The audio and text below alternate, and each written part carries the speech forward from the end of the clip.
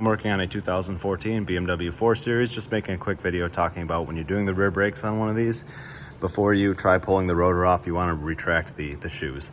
Super easy on this model. A lot of times people try to just kind of smash the rotor off of it, you know, if they're not being used often, a lot of times they will come off nice. And if they come off nice without a lot of tension, then it's fine. You're not going to hurt anything. But if you feel the resistance and you feel you're pulling on the shoe springs for the parking brake shoes, then you have to get in there to that star wheel and just turn it. Just use a flat blade screwdriver and turn it.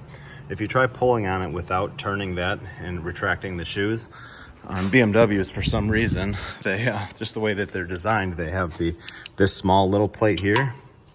This plate is the plate where the springs go into the shoes and hold it and retain it there. So when you pull real hard, what you're doing is you're pulling this back shield forward.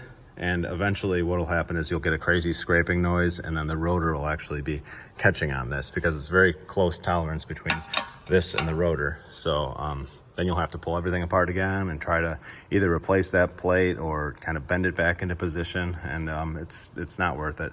You're better off just going in there with a screwdriver, turning that star wheel until it's retracted and pulling your rotor off nice and easy. So don't risk it with these. That's all I'm saying. Thanks for watching.